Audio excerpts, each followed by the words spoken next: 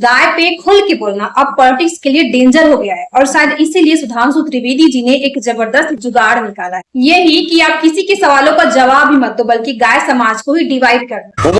हमारे लिए कौन माता है? गाय माता है। ठीक है, जो नॉर्थ ईस्ट में खाया जाता है वो गाय है क्या? नहीं जी, उसका नाम है मिथुन। जो गाय है उसका जूलॉजिकल नाम है बस इंडिकस, और जो नॉर्थ ईस्ट में खाया जाता है दैट इज बस टॉप। तो हम होमो सेपियंस है ना, ओरंगुटान नहीं है, होमो इरेक्टस है ना।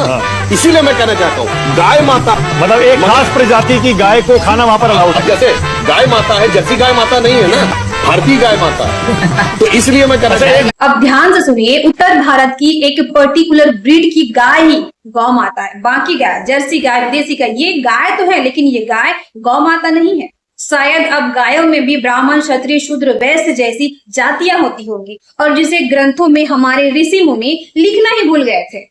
सुधांशु जी ने ये साफ कह दिया है कि अब गायों में भी जाति, नस्ल और कैटेगरी आ गई। सुधांशु जी अब बिना देरी किए आप गाय का भी कास्ट सर्टिफिकेट बना दीजिए। सुधांशु जी की बातों ने ये स्पष्ट कर दिया, जो कि सच भी है, कि खतरे में गौ माता नहीं है, खतरे में दूध, दही, मक्खन नहीं है, खतरे में हिंदू नहीं है। खतरे में है तो सिर्फ और सिर्फ इंसान और उसकी इंसानियत। भारत का हर एक इंसान शायद अब खतरे में, क्योंकि जो इंसान एक ही देश में दो दो लॉजिक लगा सकता है, उत्तर भारत की गाय गौ माता और असम की गाय नॉर्मल फूड, जिसे मरवा सकते हैं, खिला सकते। और ये चीज सिर्फ हाइपोक्रेसी नहीं है, ये सिर्फ सत्ता का दोगलापन नहीं है, बल्कि ये भारत को बर्बाद करने वाला एक खतरनाक माइंडसेट। डिबेट में फंसने से बचने के लिए सुधांशु त्रिवेदी जी इतना गिर जाएंगे और शायद बीजेपी के किसी भी मेंबर ने ये सोचा ही नहीं होगा कि सुधांशु त्रिवेदी जी सीधे गाय समाज को जातियों में बांट देंगे। अब जरा सोचिए कि जो लोग